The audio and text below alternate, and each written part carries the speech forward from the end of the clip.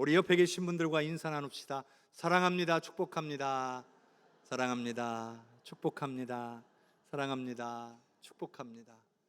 우리 주님의 은혜와 사랑이 우리 모든 성도님들의 가정과 삶에 넘치시기를 주님의 이름으로 축복합니다. 우리는 계속해서 거룩한 습관을 가진 영적 공동체에 대한 말씀을 나누고 있습니다. 오늘은 우리 신앙인들이 반드시 가져야 될 습관, 거룩한 사역의 습관에 대해서, 그 중에서도 선교의 습관에 대해서 말씀을 나누고자 합니다. 우리는 교회에서 종종 전도 혹은 선교에 대한 말씀을 듣게 됩니다. 왜냐하면 이것은 바로 예수님의 지상 명령이기 때문입니다. 우리가 반드시 지켜야만 하는 우리에게 주어진 사명이라는 말씀입니다. 그러므로 전도 혹은 선교의 습관을 우리가 갖게 된다라고 하는 것은 바로 이 예수님의 지상명령을 감당하는 데 있어서 가장 효율적인 방법이 된다라고 하는 것을 뜻하는 것입니다. 그런데요, 전도와 선교, 언뜻 들으면 같은 말 아닌가 하는 생각을 해보게 됩니다. 근데 좀 어떤 면에서는 같은 말이라고 볼 수도 있습니다. 구분을 좀 짓자면 전도는 복음을 전하는 행위 그 자체를 말한다. 그래서 전도한다, 그 말은 우리가 복음을 전한다. 한자도 그렇지 않습니까? 전할 전자에 도의 도자입니다. 그러니까 그리스도의 도, 복음의 도를 전하는 것, 이것이 전도라고 하는 거죠. 그러면 선교는 뭐라고 정리할 수 있을 것 같으냐면 복음과 관련된 모든 행위다. 선교한다 그러면 복음을 전하는 행위에 관련되어 있는 모든 행동들을 다 포괄적으로 아우르는 말이 선교다, 이렇게 정리할 수 있겠습니다. 그렇게 정리를 하고 나면 전도는 바로 선교의 핵심적인 부분으로 정리할 수 있겠습니다. 어떤 분들은 전도는 우리 국내에, 우리 민족에, 우리 언어를 사용하는 사람들한테 복음을 전하는 것은 전도고, 타문화권에, 그리고 외국에 나가서 복음을 전하는 것은 선교다, 이렇게 구분하는 분들도 계시지만 저는 그렇게 동의하지는 않습니다. 그럴 바에는 차라리 국내 선교, 국외 선교 혹은 해외 선교라고 분리해서 말하면 더 좋겠다는 생각이 듭니다. 우리가 오늘 본문 가운데 하나의 말씀을 보면 우리 예수님께서 국내 선교 혹은 국외 선교를 구분짓지 아니하고 아울러서 동시에 한 번에 할 수 있도록 우리에게 사명으로 주신 말씀이 있습니다. 바로 사도행전 1장 8절의 말씀입니다. 우리 한번 같이 읽어보겠습니다.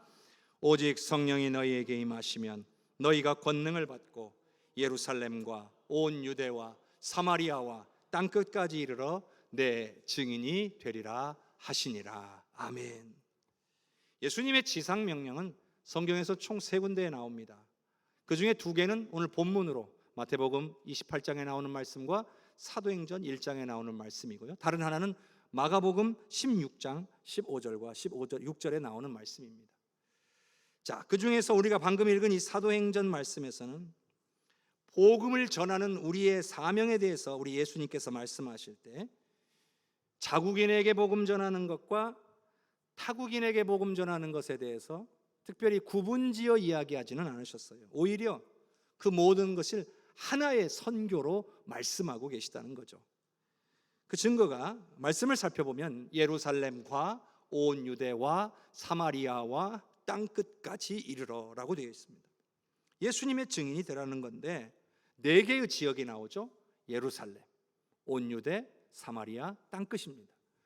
이것을 한번 머릿속으로 상상해 보면 예루살렘을 시작으로 그 주변에는 유대가 있고 그 옆에는 사마리아가 있고 그 다음 나머지는 다 전 세계를 말하는 것이 아닌가, 이렇게 생각해 보면 매우 순차적으로 보이잖아요. 먼저 예루살렘부터 복음하고 그다음에 온 유대를 복음하는 후에 사마리아에도 복음을 전하고 땅끝에도 복음을 전하는 일들을 해야 된다, 이렇게 우리가 생각하는 오류에 빠지기가 쉽습니다. 그러나 여기 나오는 온 유대와 사마리아, 예루살렘과 사마리아와, 이 와, 과가 헬라어로 카이라고 하는 단어인데요, 이 단어는 순서를 의미하는 단어가 아니라 동시에 의미하는 그 단어입니다. 그러니까 국내 선교와 국외 선교, 즉 예루살렘이나 그 유대 선교와 더불어 사마리아나 땅끝 선교를 동시에 하라는 우리 예수님의 명령이라는 거예요.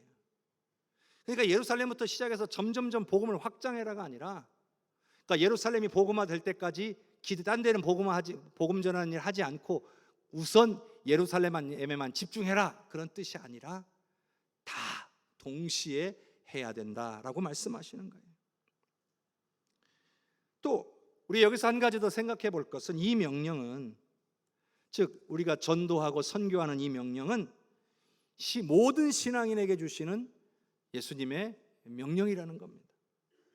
그러니까 복음 전하는 모든 행위들은, 우리가 할 수 있는 모든 복음과 관련된 모든 행동들은 선교라는 이름으로 정리할 수가 있는 거예요. 내가 누군가에게 영혼을 주님께로 이끌기 위하여서 음식을 사주거나 차를 대접하거나 선물을 해주는 그 모든 행위까지도 선교의 범위 안에 들어갈 수 있다는 얘기예요. 또 우리는 다 성경들 가지고 계시잖아요. 여기든 집이든 어디 차 안에든 여러분들이 성경이 있는 데가 많잖아요. 그런데 여러분, 성경은 어떤 책일까요? 성경에 대해서 여러 가지 이야기를 할 수가 있겠습니다만, 오늘은 우리 말씀의 내용과 관련해서 성경을 이렇게 정리해 보겠습니다. 바로 하나님의 선교 기록이다. 하나님께서 선교하시겠다라고 계획하신 일들을 기록해 놨고, 그리고 그 계획하신 대로 하나님께서 선교하신 이야기들을 기록해 놨고, 앞으로도 그 선교가 끝이 어떻게 될 것인지를 기록해 놨고, 그 끝을 향해 지금 달려가는 그 과정도 기록되어 있다라는 거죠. 하나님께서는 죄 가운데 멸망의 길을 향해 가는 피조물들을 구원하시기 위해서 계획하셨다는 거예요. 이게 선교의 시작이에요. 하나님의 선교의 시작이에요. 하나님이 하신 일이에요. 우리 하나님이 선교의 주체시라는 말이에요. 그리고 거기에는 플러스 선교의 동역자들이 있는 거예요.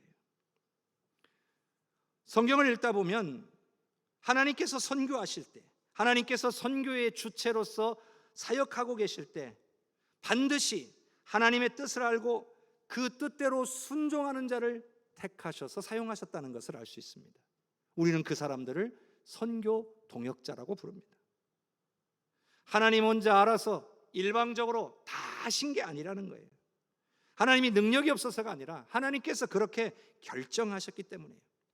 선교의 동역자를 세워서 그들과 함께 하나님이 계획하신 선교를 이루시기로 결정하셨기 때문에 그래요. 그 때문에 하나님께서 우리를 구원하실 수 있지만 예수님을 인간의 모습으로 보내신 거예요.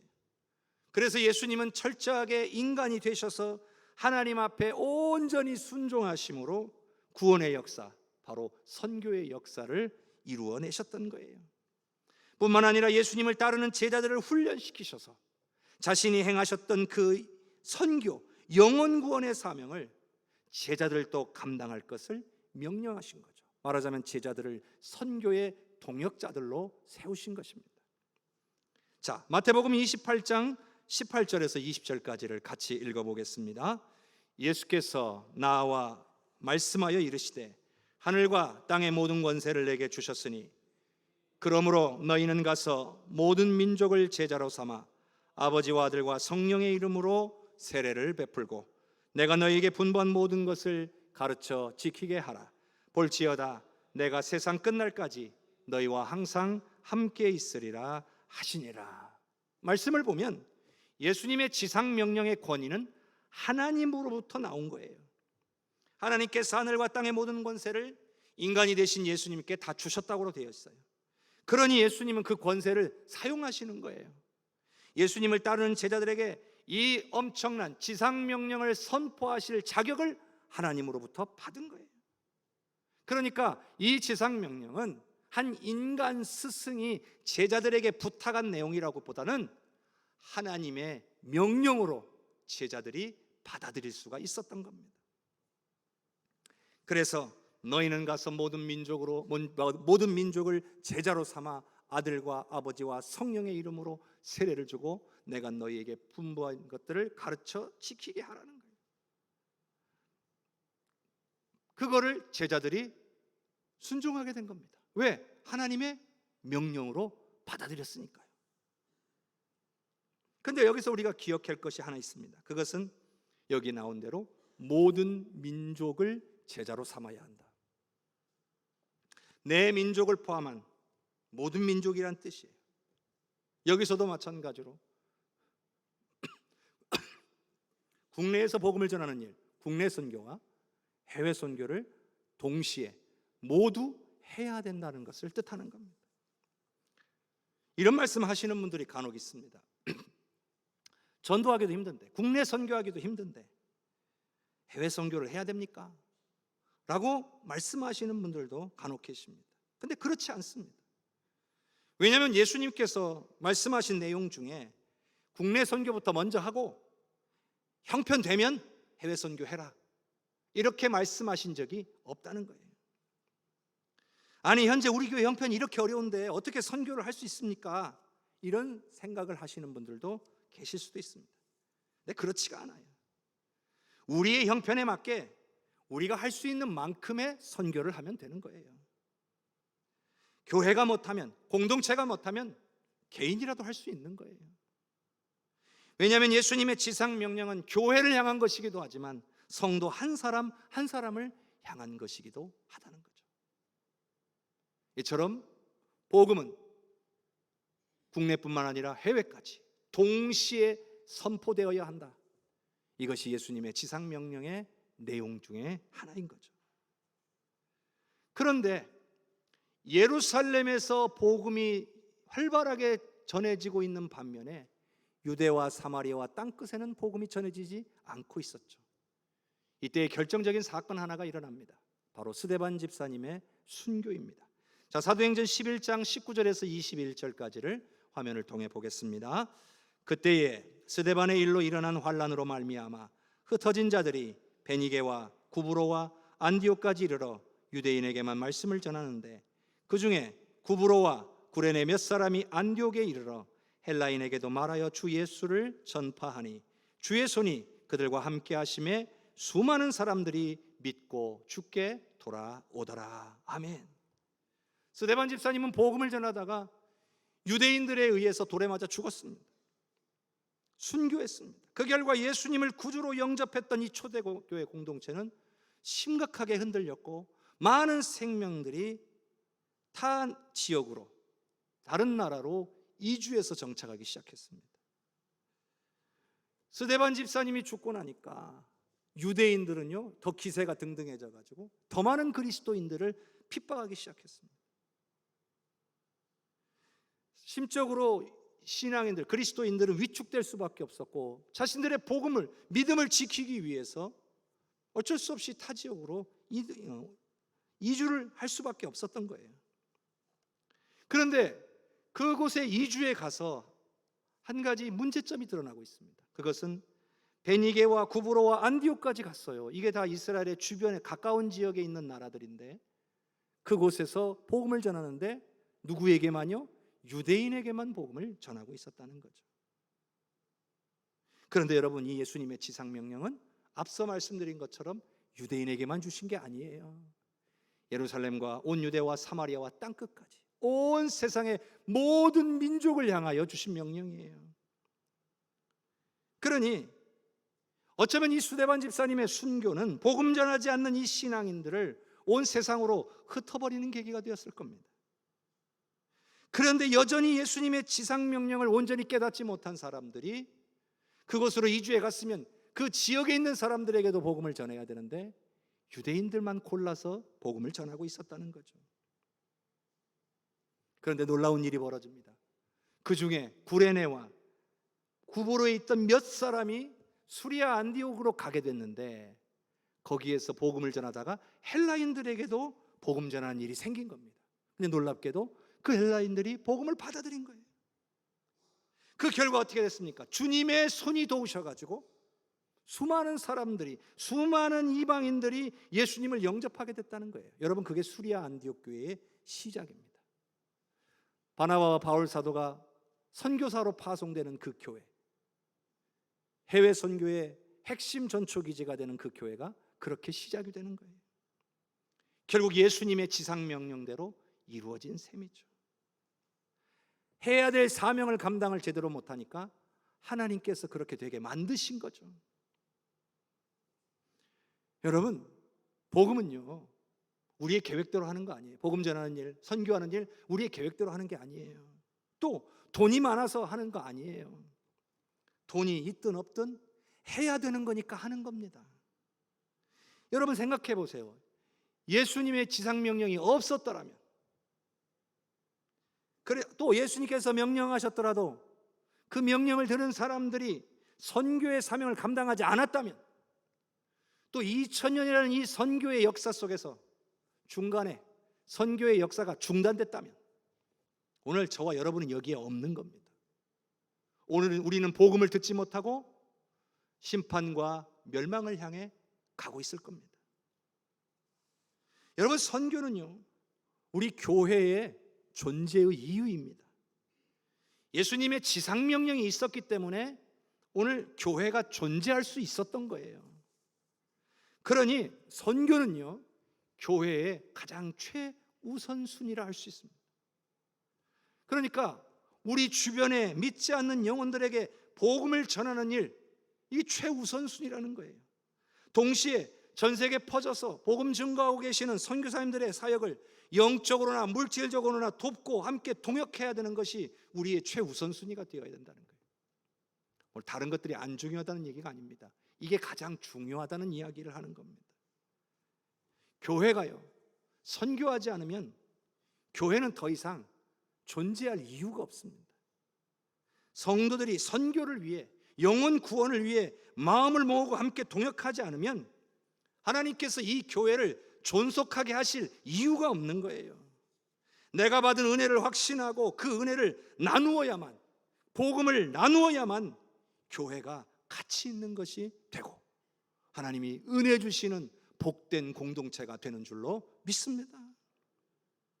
그러므로 우리는 선교를 최우선의 가치로 여기고 함께 해야 한다는 겁니다. 그런데 선교하지 못해요. 왜요? 우리가 선교 못하는 이유가 있죠. 그 중에 하나는 뭐냐면 내가 받은 은혜가 얼마나 귀한 건지를 못 깨달아서 그래요. 그냥 막연하게나마 감사하다 이렇게 생각하지, 정말 막 뜨겁게 정말 하나님 나 구원해 주셔서 감사해요, 이런 마음을 갖고 살아가고 있느냐는 거죠. 내가 받은 구원의 가치를 분명하게 알고 있을 뿐만 아니라 나는 구원받았습니다 라는 것에 대한 확신이 있어야 온전한 선교를 할 수가 있어요. 그래야 영혼 구원하는 일에 내 시간과 물질을 드릴 수가 있는 거예요. 내가 받은 게 너무나 좋으니까 나만 좋으면 안 되겠다, 나눠야 되겠다, 그런 마음이 안에서 일어나야 영혼을 사랑하는 마음이 생기는 거예요. 그래서 그 영혼에게 복음을 전해야 되겠다, 그 영혼을 위해서 내 시간과 내 물질을 내야 되겠다 하는 마음이 자발적으로 일어나고, 그게 너무나 기쁜 일이고 너무나 감사한 일이고 쓰임받는 게 너무나 행복하다라고 생각할 수가 있는 거예요. 여러분, 예수님이 이 땅에 왜 오셨습니까? 오늘 우리를 구원하기 위하여 오신 줄로 믿습니다. 다른 말로 말하면 선교하러 오신 거예요. 예수님이 자신이 십자가에 죽어야 모든 영혼을 살릴 수 있는 길이 열리기 때문에 죽으러 오신 거죠. 순교하러 오신 거예요. 그게 바로 예수님의 선교 방식이었어요. 또한 자신을 따르는 백성들에게 어떻게 해야 구원받는지, 즉 예수님을 영접해야 구원받는다는 사실을 분명하게 가르쳐 주셨어요. 우리는 그렇게 구원받은 줄로 믿습니다. 근데 여러분, 제가 여러분이 구원받았습니다 라고 말하면 여러분들이 아멘 하시잖아요. 제가 이거 여러분을 세뇌하려고 하는 거 아니에요. 목사가 갑자기 당신 구원받았습니다 이렇게 말하면 나 구원받았나 보다, 잘은 모르겠는데 구원받았나 보다, 이렇게 생각하면 안 되는 겁니다. 여러분 스스로가, 여러분 한 사람 한 사람이 하나님과 1대1로 만나야 됩니다. 하나님과의 만남 속에서 정말 예수 그리스도가 믿어지고 십자가로 말미암아 내 죄가 사함을 받았다는 사실이 믿어지는 역사가 일어나야 돼요. 여러분 그 체험이 있어야 된다는 말이에요. 그래서 이 연약한 죄인임에도 불구하고 그 죄를 더 이상 묻지 않으시고 나를 의롭다고 불러주시는 것이구나. 그래서 내가 육신으로는 비록 죽을지언정 나중에 부활하게 되고 천국에서 영생하게 되는구나. 이게 깨달아지고 믿어져야 된다는 거예요. 근데 감사한 것은요, 내가 그러면 정말 이렇게 된다는 것을 믿을 수 있도록, 믿어지도록 우리를 도우시는 분이 계시다는 거예요. 바로 여러분 안에 계신 성령님이시라는 거죠. 자, 그래서 고린도후서 5장 5절의 말씀을 우리 같이 한번 읽어보겠습니다. 곧 이것을 우리에게 이루게 하시고 보증으로 성령을 우리에게 주신 이는 하나님이시니라. 아멘. 이 말씀은 육신으로 우리가 비록 죽을지언정 주님 오시는 날에 다시 깨어나서 새 몸을 입고 영생한다는 그 말씀이에요. 그런데 죽어도 부활하고 영생할 수 있도록 우리에게 역사하시는 분이 하나님이신데, 그 하나님께서 정말 우리에게 그런 일이 일어날 수 있을까? 이것이 확실히 일어난다는 것을 보증하기 위해서 성령님을 증거로 보내주셨다는 거예요. 그 말은 성령이 내 안에 계신다는 사실이 오늘 우리가 구원받는다는 것의 증거, 영생한다는 것의 증거라는 거예요. 그러니 우리는 어떻게 해야 됩니까? 정말 성령이 내 안에 계신지 확인해 봐야 돼요. 그래서 성령의 임재와 역사를 간절히 구해서 성령을 체험해서 내가 구원받았다는 사실을 확실히 가져야 되는 거예요.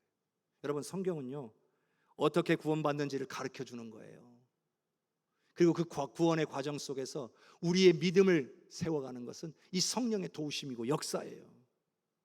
그러니까 성령을 통해서 내가 구원받았다는 사실을 깨닫게 되는 거죠. 왜? 말씀에 그렇게 되어 있으니까. 여러분, 구원의 확신이 이거 너무나 중요해요. 왜 그러냐면 이게 선교의 가장 기본적인 동력이에요. 선교를 하려면 내가 구원의 확신이 있어야 돼요. 물론 그런다고 해서 구원의 확신이 없다고 선교를 안 하는 건 아니에요. 할 수는 있어요. 그런데 이런 생각을 해봐야 돼요. 내가 구원받았다는 사실을 확실히 못 믿고 있는데 내가 어떻게 다른 사람들에게 예수 믿고 구원받으십시오라고 얘기할 수 있겠어요? 물론 말할 수는 있어요. 근데 구원의 확신도 없으면서 다른 사람들에게 예수 믿고 구원받으라 이렇게 선포하는 것이 무슨 역사를 일으킬 수 있겠습니까? 내 심령에 구원의 확신으로 불타올라서 예수 믿어야 됩니다. 그래야 구원을 받을 수 있습니다. 예수 믿으십시오. 그래야 능력과 역사가 나타난다는 거예요. 사랑하는 성도 여러분, 성령의 임재와 만지심을 구하시기를 바랍니다. 그리고 오늘 예수님의 지상 명령대로 선교의 역사에 함께 하시기를 바랍니다. 바울 사도가요, 부활하신 예수님을 만나고 자신이 얼마나 죄인 중에 괴수였는지를 깨달았다라고 고백을 했습니다. 그런데 그런 자신의 모든 죄를 다 용서하셨을 뿐만 아니라 이방인에게 복음을 전하는 사명까지 맡기셨다는 사실을 깨닫게 되니까 감사를 안 할래야 안 할 수가 없는 거예요. 더 이상 나는 이제 나를 위해 못 살겠구나. 이제는 오로지 예수 그리스도와 복음을 위해서만 살아야 되겠다. 결단하게 된 거예요. 자, 고린도전서 9장 16절의 말씀을 우리 한번 같이 읽어보겠습니다. 내가 복음을 전할지라도 자랑할 것이 없음은 내가 부득불할 일임이라. 만일 복음을 전하지 아니하면 내게 화가 있을 것이로다.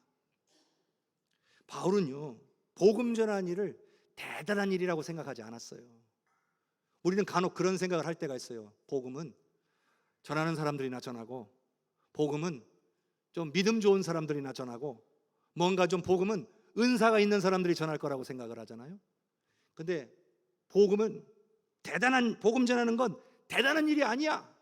바울 사도는 그렇게 말합니다. 왜냐하면 이건 예수 믿는 사람이라면 누구나 당연하게 해야 되는 일이야 라고 생각했다는 거예요. 하지 않으면 안 되는 일이에요. 누가 하라고 해서 하는 게 아니라 주님이 원하시니까 나는 이 일이 하고 싶다는 마음이 들었다는 거예요. 자, 복음 전파에 대한 바울 사도의 마음을 잘 알 수 있는 부분이 이런 부분이죠. 만일 복음을 전하지 아니하면 내게 화가 있을 것이로다. 여러분, 이 말은 무슨 뜻이냐면 내가 복음을 전하지 아니할 바엔 차라리 내게 화가 내렸으면 좋겠다, 이 말이에요. 여러분, 이 말이 복음 안 전하면 화가 내린다 이런 말이 아니에요. 그만큼 복음 전하고 싶다는 거예요. 복음 안 전하면 화가 차라리 내리는 게 낫다. 그 정도로 복음에 대한 강한 열망, 우리 예수님이 원하시는 것을 이루어드리고 싶은 그 마음이 있었던 거예요. 예수 그리스도를 내 인생의 구원자와 주인으로 모신 사람으로서 종이 자신의 구원자이자 주인이 원하는 일을 하는 것이 너무나 당연하다는 거예요. 대단한 일을 한 게 아니라 당연한 일을 한 거예요. 부득불 할 일을 한 거예요. 여러분, 우리가요, 선교할 마음이 없거나 선교하지 않으려 한다면, 복음을 전할 마음이 없거나 복음 전하지 않으려고 한다면, 그건 아직 우리가 예수님의 사랑을 제대로 깨닫지 못한 거예요. 그래서 예수님의 지상명령이 있음에도 순종을 못하는 겁니다. 여러분, 진정한 선교의 동력은 예수님의 사랑입니다. 주님의 사랑이 우리를 강권하는 거예요. 그러니 예수님의 그 크신 사랑을 깨닫고 구원의 확신을 가진 사람이 온전한 선교를 할 수 있고 지상명령을 감당할 수 있다는 뜻이에요. 그러니 어떻게 해야 돼요? 주님의 사랑이 온전히 깨달아지는 은혜를 구해야 합니다. 내 안에 구원의 확신을 주시라고 주님께 간구해야 합니다.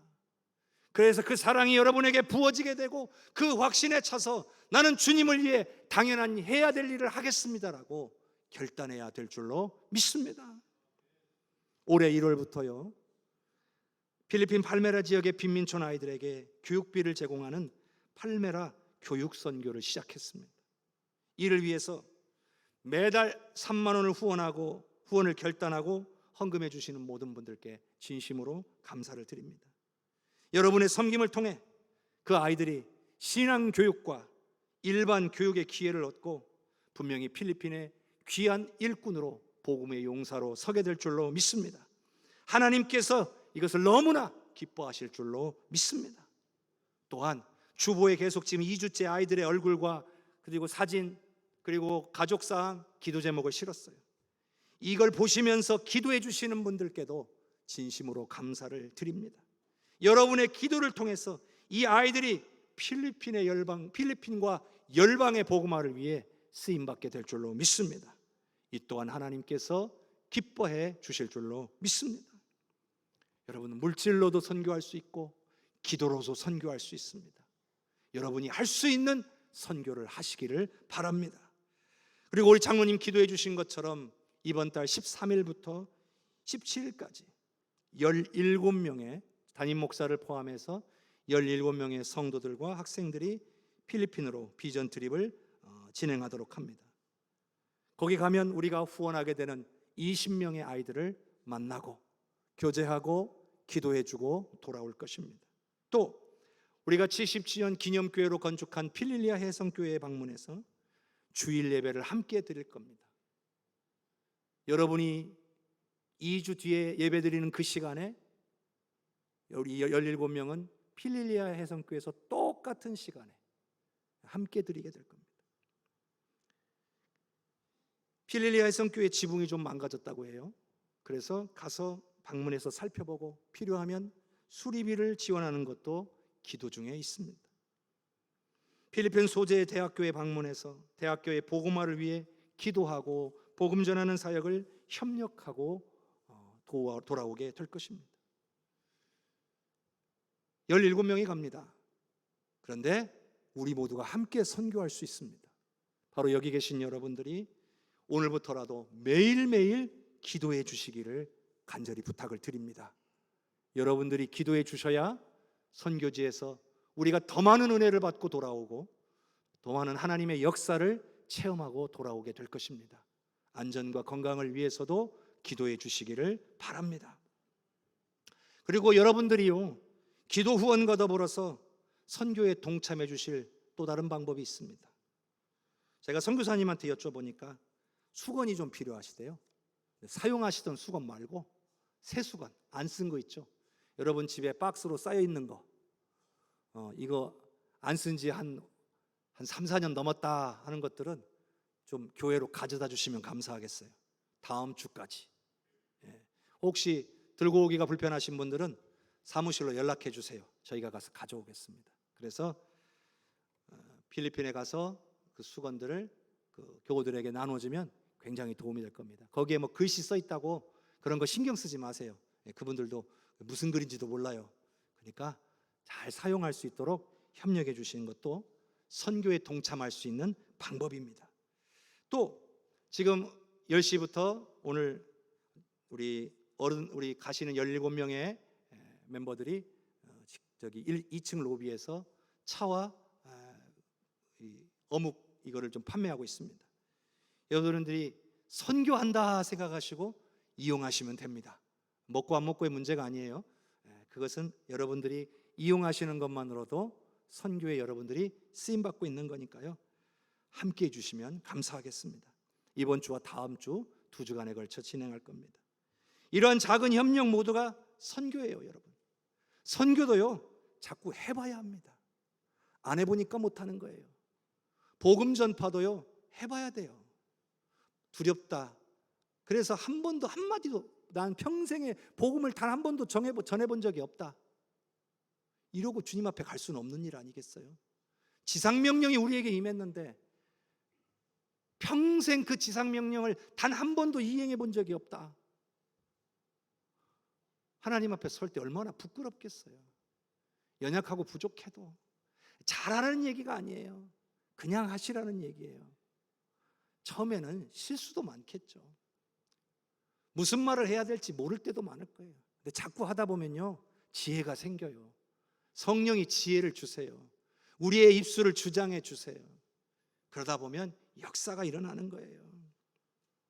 그리고 선교하는 게 얼마나 기쁘고 감사한지 해봐야 경험할 거 아니에요. 해보셔야 돼요. 얼마나 우리 하나님이 이걸 기뻐하시는가, 이게 깨달아져야 하잖아요.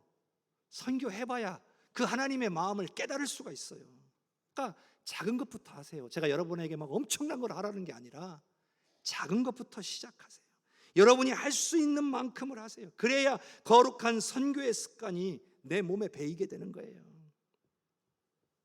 여러분, 선교는요, 복음 전파는요, 영적인 영역입니다. 당연하게도, 너무나 당연하게도 영적인 방해가 있어요. 그래서 실패하는 경우가 성공하는 경우보다 훨씬 더 많아요. 그래도 해야 돼요. 명령이니까요. 10번의 실패보다 단 한 번의 성공을 위해서 하는 거예요. 그렇게 복음은 2000년 동안 선포되어 왔던 거예요. 선교의 동역자들이 10번 실패했기 때문에 포기해버렸으면 오늘 우리는 없는 거예요. 그들이 실패가 더 많았지만 끊임없이 복음을 전했기 때문에 그때 이루어진 하나의 성공들이 모여서 오늘 우리가 이 자리에 있는 겁니다. 그러므로 여러분, 가정에서부터 복음 전하십시오. 그리고 동시에 이웃과 주변 분들에게도 복음 전하십시오. 그리고 국내 선교와 해외 선교에도 협력하고 동참하십시오. 이것이 구원받은 하나님의 자녀가 가져야 될 거룩한 사역의 습관, 선교의 습관입니다. 그냥 작은 시도부터 하시면 돼요. 몸에 뵐 때까지 계속 하시다 보면 하나님의 놀라운 은혜를 경험하시게 될 것입니다. 가든지 보내든지 돕든지 하시기를 주님의 이름으로 축복합니다.